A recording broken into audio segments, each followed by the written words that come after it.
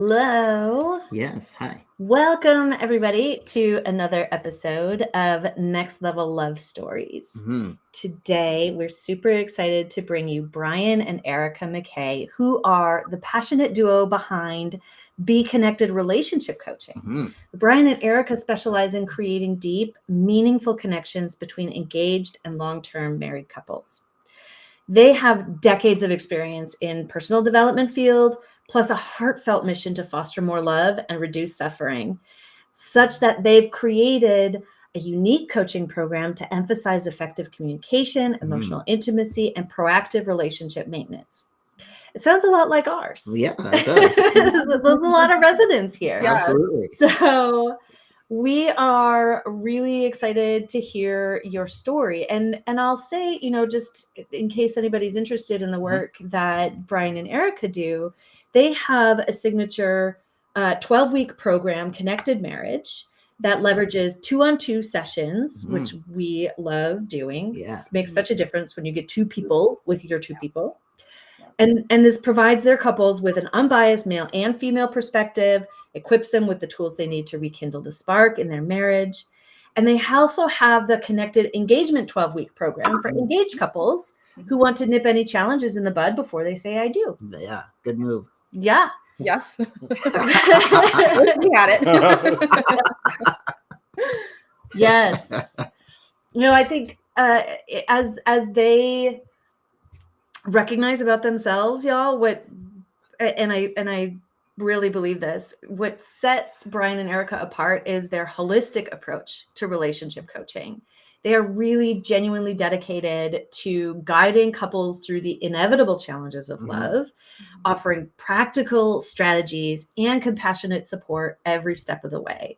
That commitment to fostering lasting marital success shines through in all aspects of their work, making them the trusted partners for couples who are deeply committed to growing together.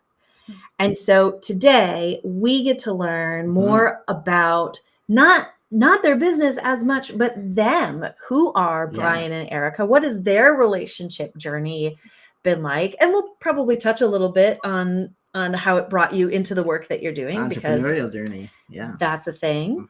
But we're, it's so great to have another couple who's lived this work and is doing this work and sharing this work with the world, because we know full well how many people really need it and how much it impacts our lives when our marriages or our relationships are not working, and how much better it is when they are.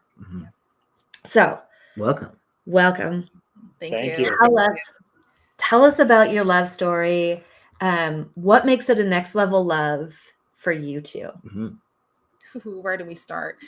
So I guess we'll start at the beginning when we first got together. So we actually got to start before we got together. Really. You want to start before? Okay. Where would you like to start this? Because it's a long story. We met. I was just getting into the personal training field and holistic health. And so I found a mentor that I was working for at the time.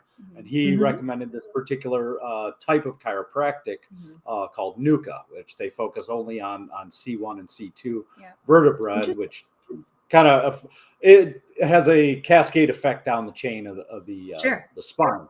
And so I started my care there. And within, I don't know, a few months, there was this like hot new receptionist there, and chiropractic assistant. Excuse me. Get the title right. Yeah. And I saw her, and as guys tend to, they look at the left hand, and there was a ring there. I was like, damn, well, that's not going to work, because I had done the adultery thing in the past with married women a couple of times. Took me more than once to learn that lesson, but but I was not going to go down that rabbit hole again. And so it was just nothing ever became of anything until, and I'll let you take over at this part. So I started working at that chiropractic office.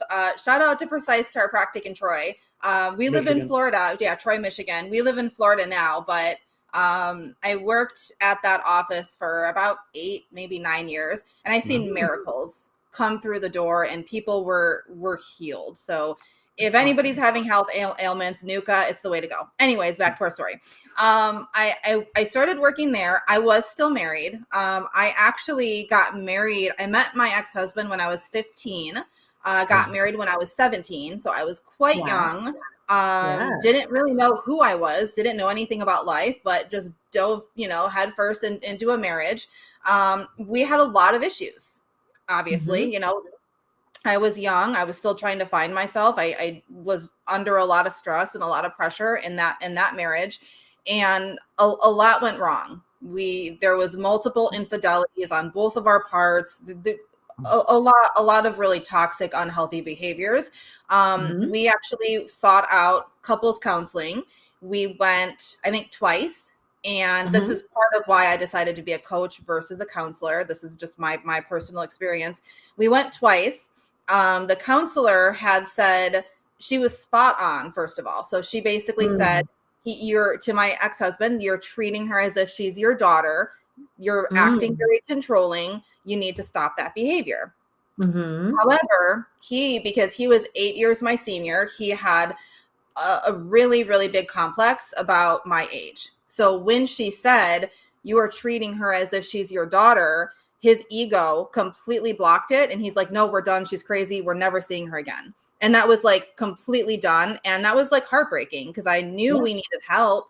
And because it was handled in that way, he felt blamed, he felt criticized, and he couldn't handle it. So we stopped going. A lot more happened in our marriage. We ended up getting divorced.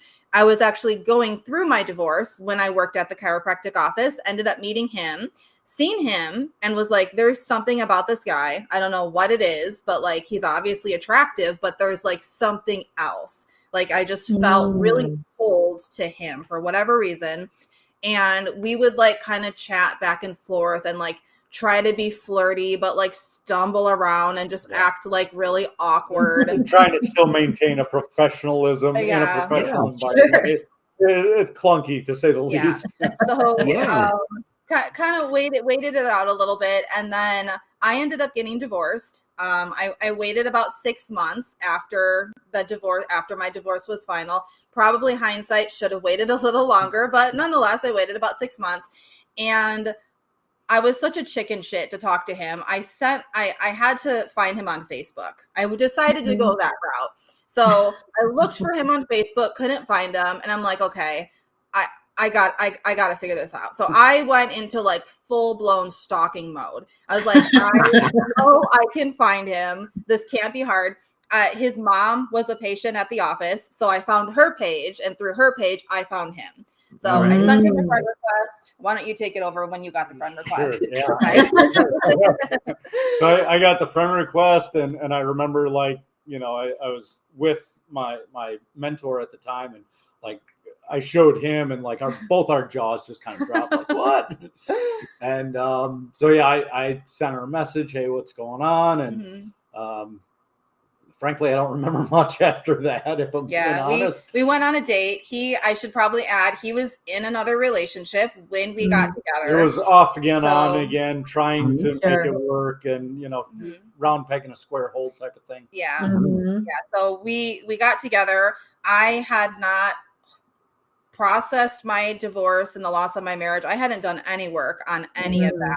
I waited years and years and years to process any of that. So I jumped into a new relationship with all of that not healed and unprocessed. He jumped into a relationship without really doing any healing or processing from his ex. I was starting to do some personal development work, but nowhere near the depth that needed to be done. So we got together, and things were very hard. He had some very, very deep-seated commitment issues, to where like clockwork, every 2 months he would break up with me, and I would be like heartbroken and shattered and crying and all of that. And then like a week after he broke up, I'd get like a random text message like, hey, Erica, how's it going? And I started to like, after like months and months of this happening, I started to see a pattern of like, this is what this guy does. He breaks up with me every 2 months, and then a week later he comes back. So I ended up recognizing that pattern. And then I guess on top of that too, we were together, how long before I got pregnant?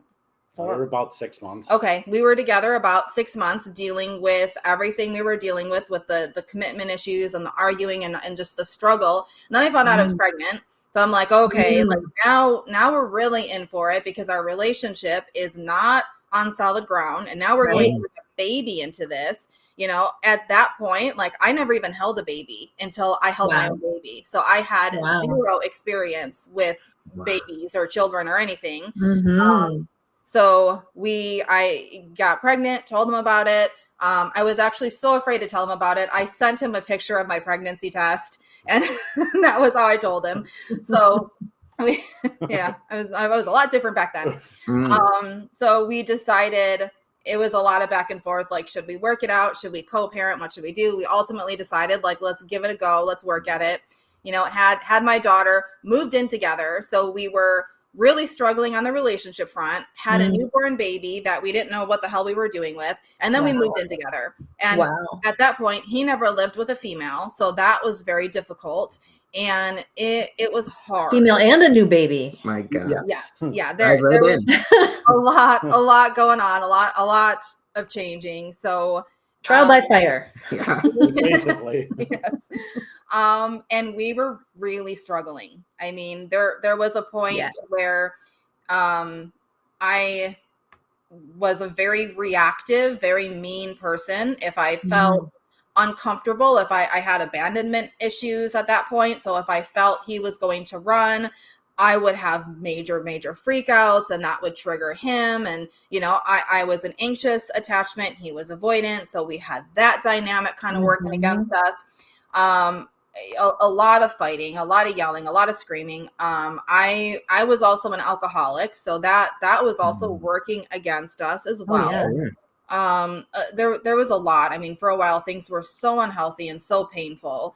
And we decided to get some help. And I remember being very weary of that because I had flashbacks to when me and my ex went to couples counseling, and it basically destroyed us.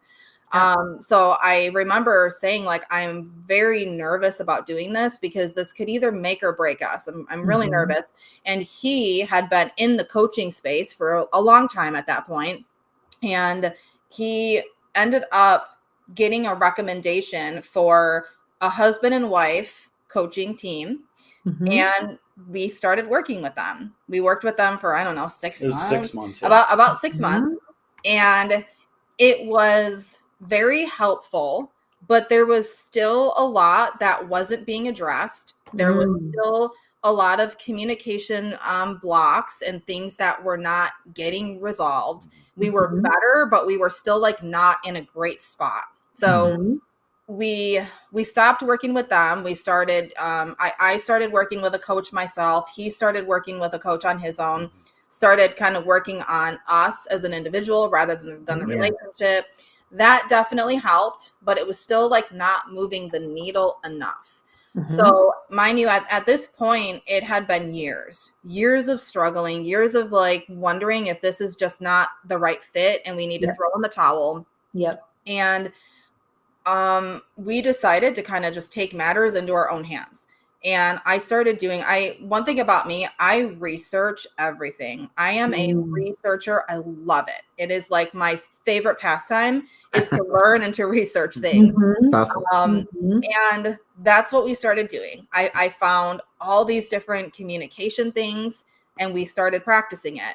And all of these different exercises and these concepts. And I found all these really cool books. And I spent years just learning how to fix this. What do we do? And of course, I had the assistance from Brian as well. He brought in more of like the health and the wellness, and I brought in the sex and the relationships. We started mixing it all together.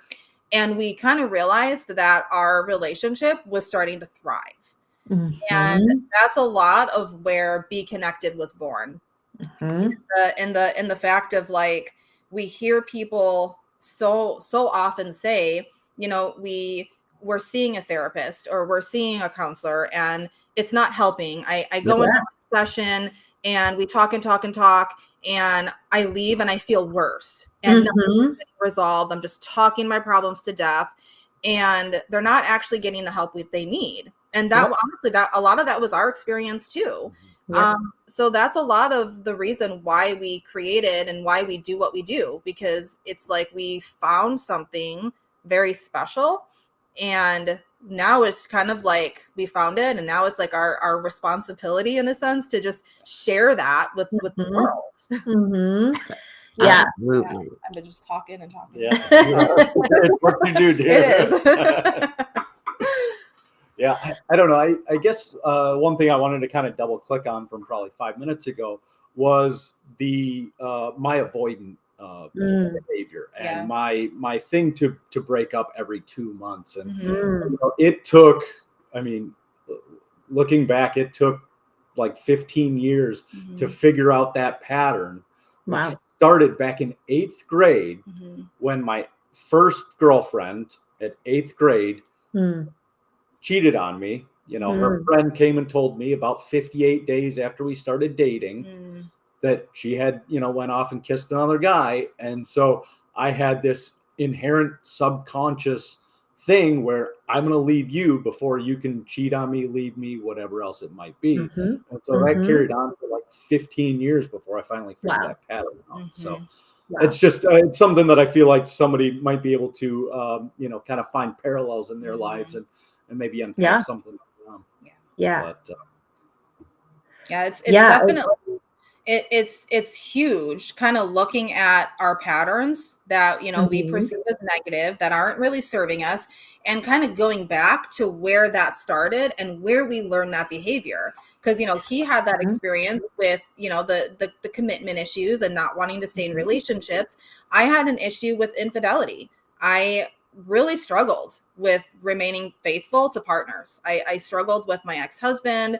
I struggled with the new relationships. I struggled in this relationship when me and Brian first got together. And I couldn't figure out why the hell I was doing it. Because it was a matter of like, I know that I love this person. I know that that's not the root cause. Like, why am I doing this? And I just started to believe I was just fundamentally just a defect. I just was like, there's something wrong with me, and this is just who I am. I'm just this bad person. And without getting into too much detail, because I'm going to throw everybody under the bus with this one, I started looking into my past and into my childhood, and things started clicking. And it had a lot to do with what was modeled, and it clicked. And I was like, oh my God, this was the behavior that I saw growing up. This is what I learned. This is what women do. Women cheat. And it was like when I put that puzzle together, I stopped. It was almost instant. As soon as I had that revelation of like, oh, this is the behavior that was modeled for me, I was never unfaithful again. Never even crossed my mind. It was very interesting to see that happen so quickly. Yeah. Amazing. Yeah. That's so like powerful to recognize, because I think that we don't realize how much of our like unconscious, automatic, programmed responding in relationships is rooted in stuff that we're like not even aware of. And one of the things I want to highlight about your story is the way that y'all both have been on this journey for a long time, that it wasn't just like you did this one thing one time, you did the counseling or you did the coaching program and then everything was better. What it sounds like really took you into this extraordinary relationship, this thriving relationship, was the commitment to stay in the work. To keep learning, to keep growing, to keep healing, both as partners and individually. Yeah. And being accountable to that and recognizing, right, like doing that inner reflection to recognize your own patterns and then make the decision to do something different. Yeah. That was huge. And I think I love that you highlighted that, because I think that's a very common misconception people have of like, oh, I'm going to work on my relationship, or I'm going to work on myself, and I'm going to do a couple of exercises. I'm going to work with my coach for about a month, and I'm going to have all of these changes, and I'm going to be like a new person. And it don't work that way. Like No. years I have been working on this shit and I'm still not perfect. Yeah. Yep. I started Yeah. in personal development at like 17, 18 years old, Yeah. you know, and it's been over 20 years. Yeah. You know, Yeah. I'm still not perfect by any stretch of the imagination. So yeah, it does. It takes a lot of commitment, because I mean, looking back, we could have just decided like, this isn't worth it. I'm done. I'm going to find somebody new. But none of that would have been healed. And I would have just carried all of those behaviors into my next relationship, and then into the next, and into the next, and into the next.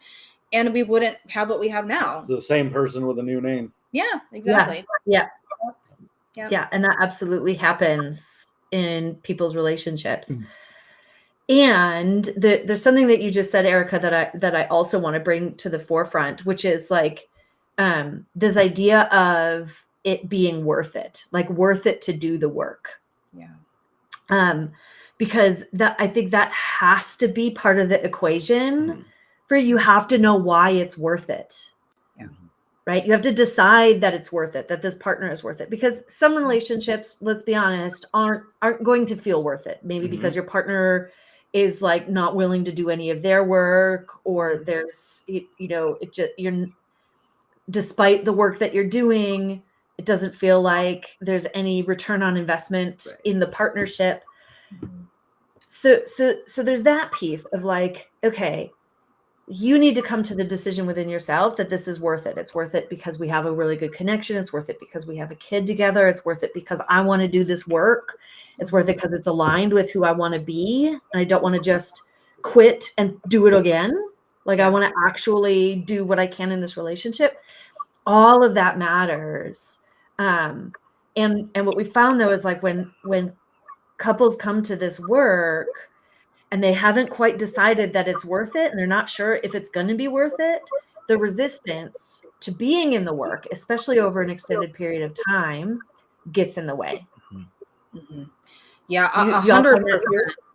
Yeah, 100%. And it's to the point now where if we feel that a couple or even somebody in the relationship has like one foot in the door, one foot out the door, we may not even choose to take them on as a client, because from my experience, I mean, granted, I don't want to put a blanket statement over the fact that like if one person is working and the other one isn't, it's never going to work, because there have been instances where like one person is like really averse and like doesn't want to do it, and they have like a lot of stories about what it's going to be, and they end up kind of coming along and they make a lot of progress and they save their marriage, and it's beautiful. But I find that the majority of people, one person is doing all the work and the other person is kind of riding, their partner's coattails, and they're just getting by to get by, and they're not really digging deep, and they're not doing the work. It doesn't work. I was trying to sugarcoat it a little bit, but I find that it doesn't work. It just doesn't tend to, no. Yeah, because a lot of the times what happens, it creates a lot of resentment in the marriage, because you've got one partner that is really gung-ho, and they're like, I'm going to do it. I'm going to change. I'm going to make all of these positive behavior shifts, and I'm going to look into my shit, and it's going to be great, and I'm going to grow as a human being and all of this. And their partner is like, yeah, okay, I'll try to work on I statements a little bit. And like, that's as much as they give. And the partner is like, wait a second, I'm doing 95% of the work and you won't even meet me halfway. And it builds a lot of resentment. And once resentment is there, in our experience, you got to catch it and you got to start working on that, because, it starts going for years, and it's really hard to come back from that. Yeah. Yeah. That's real. So, like it's really common to have one person feeling like they're doing all the work. And even in your dynamic, it sounds like you, Erica, were doing a lot of the research, a lot of the learning on the relationship stuff and bringing that to the table. How do you support couples where there is that imbalance. Maybe the other partner's like on board and willing to do the work, but not like as invested as the partner, right? Like that was our dynamic. You know, when we started with our first, the couple of coaches that we started with, like I reached out, like I was the one that actively sought it out. And then once we got in, it's like, yes, I'm willing to do this, but like, I'm not excited to do this work. Like I'm willing to do the work, and I'm willing to come along for the ride, but like, I'm not excited to dig into my shit. I had so much shame just about who I was as a person from childhood. I mean, I remember, you know, I think it was our second coach, like, I realized that it was okay to have needs as a human being. Like I wasn't even aware that needs were okay. Wow. So like, I mean, it was just, there were so many facets to it. Like I'm willing. Do I want to? Am I excited? Am I jumping for joy? No. Do I want the end result that's going to come out of it? Yes, I do. And that's why I have, you know, the willingness to be open to it and be honest through the process. Yeah. And I kind of just want to piggyback on that a little bit. You know, a lot of the times it's a matter of digging in a little deeper and figuring out, where is that resistance coming from?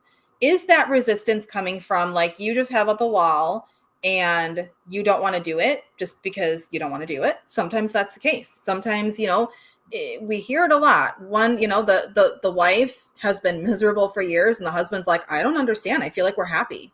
And they're just not consciously aware. So they don't think anything needs to change because they're perfectly happy. So sometimes that's the case where they just are not consciously aware that there's even a problem to begin with. You know, and other times, like for like Brian's example, he had a lot of shame.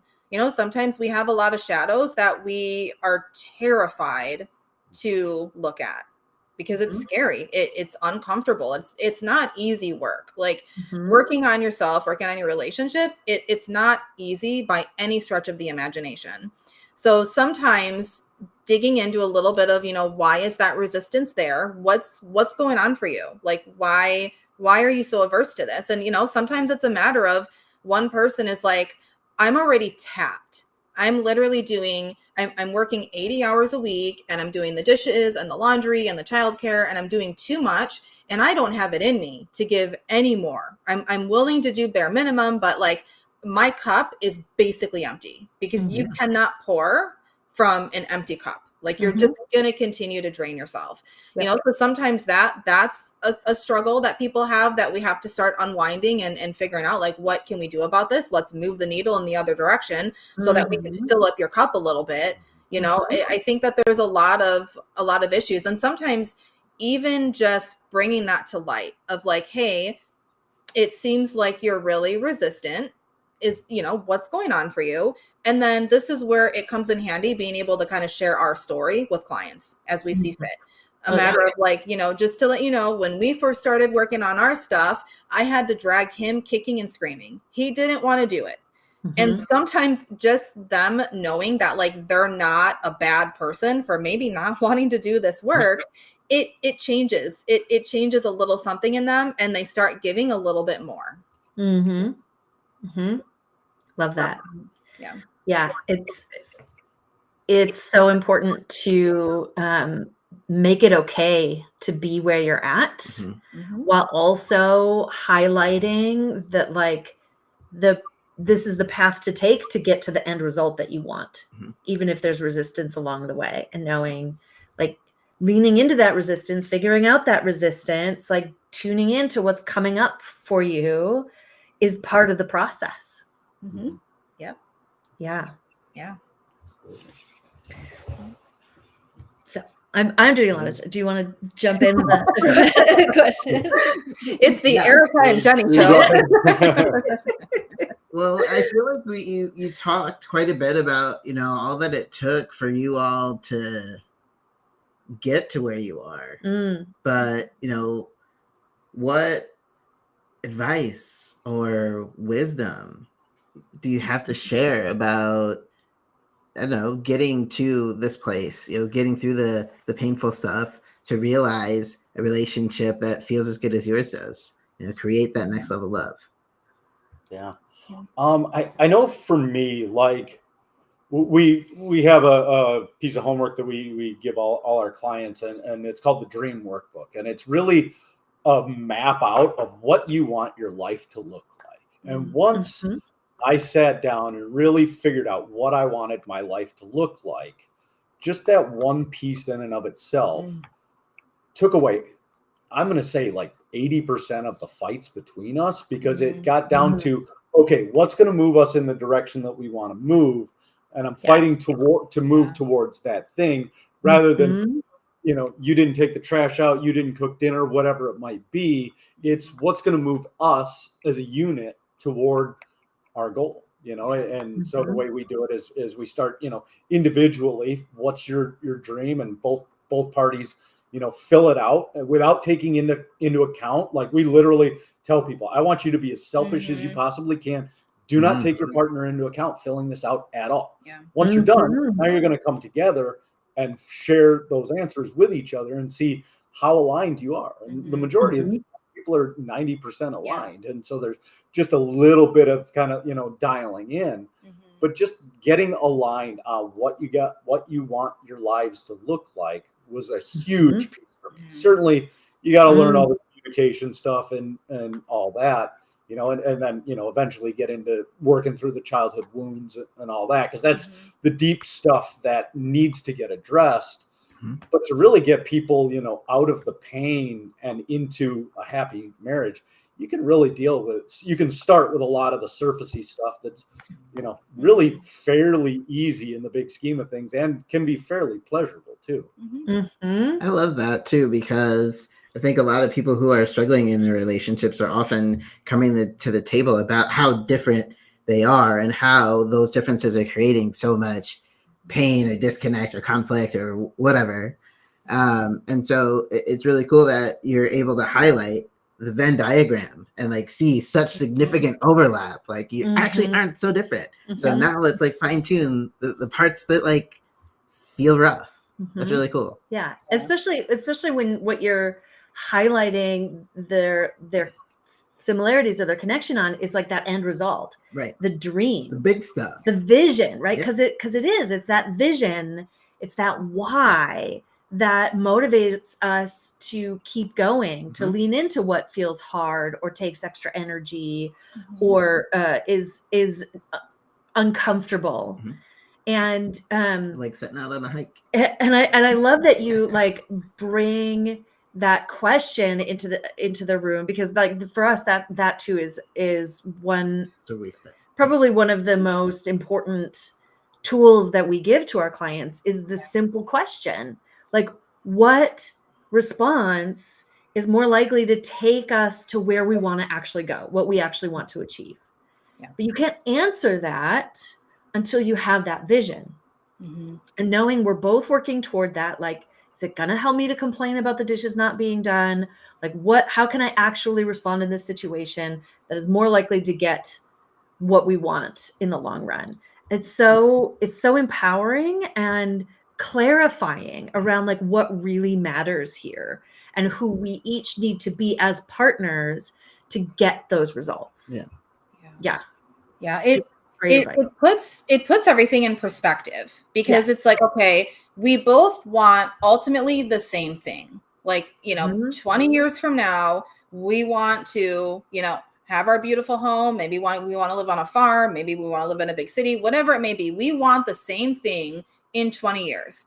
And then looking at these little things that we're fighting about, it's like, does this matter? Like, does this have any impact on where we want to get to? Like, do the dishes being done every single night have any impact on where we're going to be in 20 years? And usually it's not. Usually it's like, okay, this is like the small things that just don't matter in the grand scheme of things. Right. Yep. And with that being said, one of the sayings that I came up with is, typically in relationships, one partner needs to tighten up and the other needs to loosen up. And when you can find that balance, I mean, the dishes is a prime example. She needed to Uh-huh. loosen up about the dishes. I needed to step up, tighten up, and help out a little bit. Yeah. There always seems to be in nearly every relationship, there always seems to be one partner that is like more of the neat freak, that is like, I need things tidy, I need my space clean. It was a big problem for us for a long time.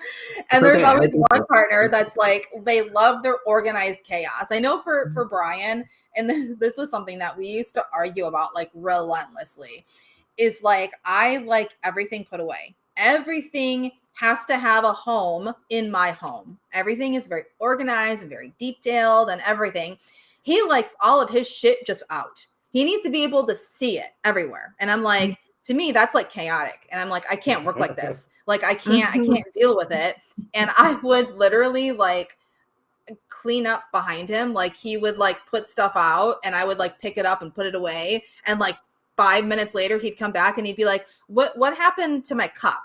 Oh, I put it in the dishwasher. And he's like, but I'm not done with it. Like, I still had like, I still had water in it. Like yeah. If it's not out, it doesn't exist. That's exactly. It's out of sight, out of mind. It's fine. Right. I don't know how many times I lost something that got put away. God. Yeah. Disoriented. I used to have a really bad habit of like throwing things away. Because like I would look at it and I'm like, well, this is junk. This is purely junk. We don't need this. I don't know why this isn't in our presence. And I would just get rid of it. I just chuck it. And then it was like clockwork, like 4, maybe 5 days later. Sometimes it would even be like a month where like I thought I got away with it. He would be like, hey, you know what? There was this piece of paper on my desk and it had like blue ink on it. And like, I really need that. And in the back of my mind, I'm like, oh God, I shredded that like a month ago. Not safe. Yeah. I mean, a lot of that is just, finding out our little quirks about each other and figuring out how to work with them. Because we all have our quirks.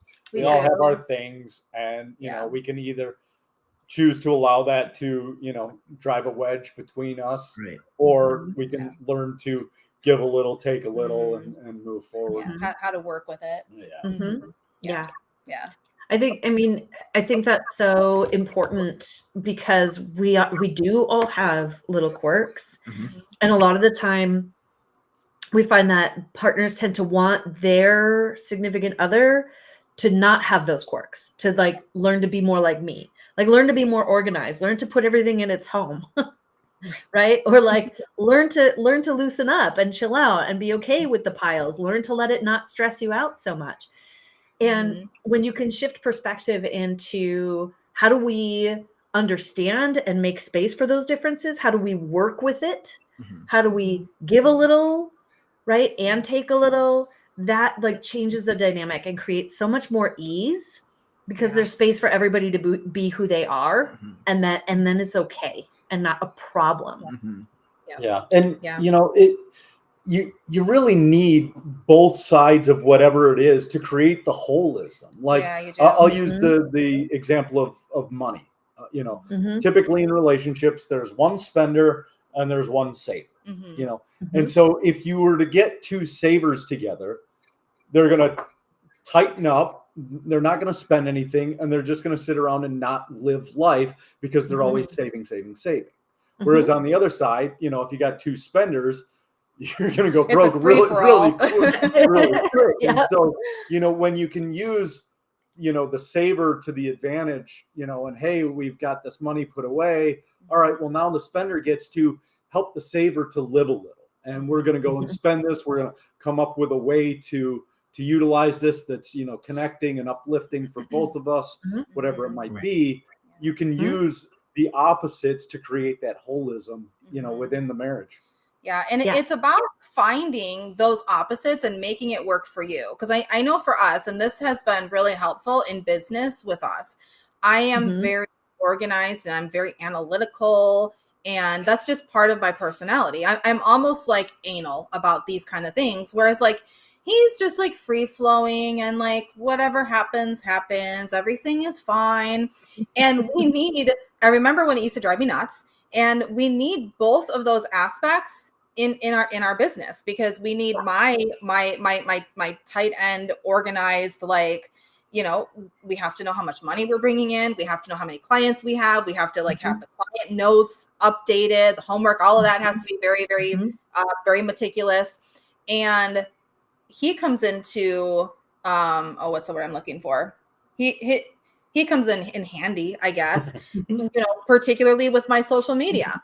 Like, I would never get anything done because I would always be like working on it and editing it and working on it. And like, cause I tend to be more perfectionistic with that. If it weren't for me, you know, 3 years into our business, connected wouldn't even be a thing. She'd still be doing research. I would. He had to, and I mean, thank God he did. He had to stop me because I was so much into like, no, it's not ready. I need more. I need to do this PowerPoint, and I need to learn about shadow work. And he's like, we're not going to be teaching people shadow work in week 12. Like, you don't need that right now. And I honestly, I needed that because it's like, I was unwilling to look at my perfectionistic. Yeah, I mean, I used to have it too through in my old business that, like I said, failed. So like I had been through that, and now like, again, we can utilize the two opposites to our advantage. Exactly. Yin and yang. Yep. That's it. Yeah. Yeah. We believe truthfully that our relationships are like divinely designed to support our like growth and expansion, right? So where we need to learn how to relax a little, like our partners are there to teach us. Where they need to learn how to like tighten up a little, we're there to teach them. And that's the beauty of this relationship experience. If you can embrace that and allow it to complement your life and not be a problem to your life. Yes. Allow yourself. It can destroy it if you're not aware. Yes. Oh, absolutely. Yeah. There's a saying, and I'm probably going to butcher it, but it's basically that, you know, it's a belief that the unconscious mind will literally draw us to somebody that we feel is like the missing parts and pieces within us. And I think looking at it from that perspective of like, okay, if that's true, and I'm drawn to somebody that is the missing parts within Erica, you know, how making sure that like I'm using that to its fullest potential and, you know, using that as a way to create more connection rather than using it to argue and just create disconnection. Yes. Yeah. 100%. Yeah. So y'all have this beautiful relationship that's inspired you to support other people. And as you've been so open in sharing, the work continues. So we like to kind of wrap up these conversations by asking about what your next level is, because we understand that like you don't ever reach that place where your relationship is just like, it's like great, and now there's no more work to do. There's always more work. There's always more leveling up. There's always ways that we can become even better, happier, more delighted in our relationship. And that's a good thing that we're always like leveling up. So what's your next level? That's a great question. It is a good question. I mean, so I know something that we're looking at implementing and learning more in our relationship is the art of Tantra. We are looking into doing that. That is something that is fascinating, that feels like it's the next level for us. You know, because we've done, without divulging too much information, he tends to be like, you know, a little more private. I still have some, you know, deep-seated like Christian shame in the realm of sexuality. So. Right. You know, we've done a lot of like experimenting with like, you know, BDSM and all of that. And it's, you know, we kind of had the conversation of like, we feel like we've done everything that can be done. We've gotten everything out of, you know, that aspect of our relationship. Now it's like, we actually had the conversation of like, what's the next level? And we think that it's working down the spiritual realm of Tantra. Beautiful. Yeah. So that'll be fun. I know for me, what came up and it's more kind of the external is the business, and then creating more time for ourselves and our family. We need that. We've been really in the hustle mode for the last, you know, 3 years. And now we're really trying to create that create the financial ability to create more time for ourselves so that we can really enjoy ourselves, because we love working with clients, but if we're always giving and we're not giving to ourselves, then that, you know, all work and no play makes me a dull boy. Yes. Exactly. Yeah. And, you know, kind of to go along with that, we, I guess our plan for the business and for Be Connected, we're, you know, right now doing just the 2-on-2, which we love. I mean, we feel so much connection with the people that we work with. It just, it's, you know, it's so great. It's such a blessing. But we're only able to help so many people doing a 2-on-2 because there's only so many hours in the week that we can help people. So most people need nights and weekends, and there's only so many hours. They're of those. booked. Yeah, they're booked. You know, so what we're actually working on now is creating a video program. So it'll be like a standalone video course that people will be able to kind of, if you know, if they have a time constraint, or maybe they're financially, they can't afford it, you know, they can do it themselves, you know, the best of their ability. It's not going to be the same as working with us 2-on-2, but it's something to get things moving in the right direction. So, you know, creating the video course is going to be a big thing. And then creating a group program and working with people in more of a group setting. You know, because it's very different than the 2-on-2. Like, granted, you don't get the individualized support unless you're in the hot seat. Then like you're in it and you're doing it with everybody. But the amount of things that you're able to learn from other couples that are going through it, the amount of community that you feel of like, wow, like they're going through the same thing, and I didn't even realize that was even a thing that we're going through. And it feels good. I know there was, you know, the few group programs that we were a part of, there were things that we were dealing with that I was like, I can't believe I'm going through this. Like, this is, I felt like nobody else was dealing with it.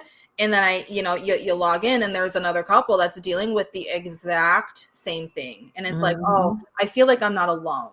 Like I'm not alone validated, in this. all that. Yeah. So those are a few things that are in the works right now, but it's in the works. Yep.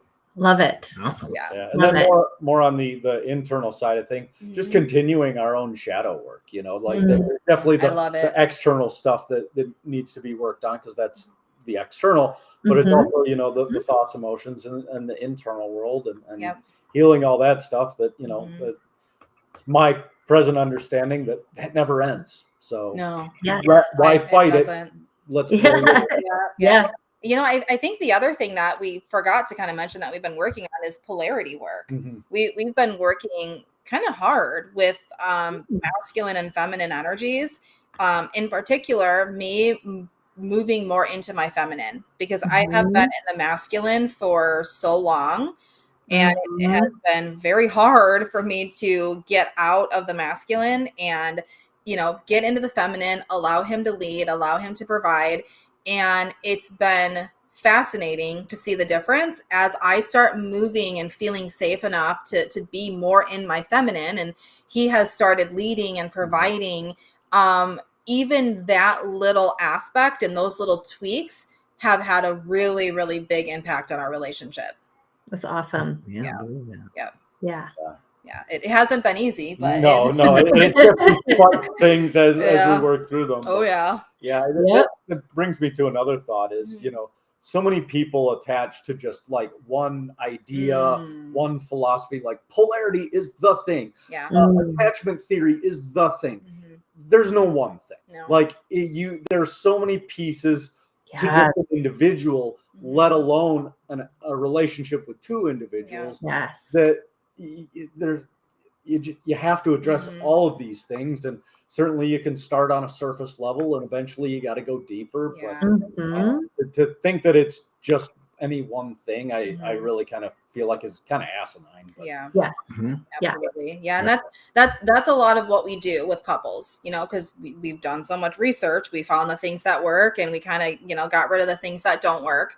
And we teach a lot of different concepts, like a lot. Like we're putting everything into what we're teaching couples, because it is like, you know, so many people, I hear it and sometimes I cringe. So many people are like, oh, well, the love languages, as long as he's speaking my love language, we should be fine. And I'm like, oh no, we spend 1 week on love languages and we move along, because you need so much more than just that one thing. It's so multifaceted. Yes.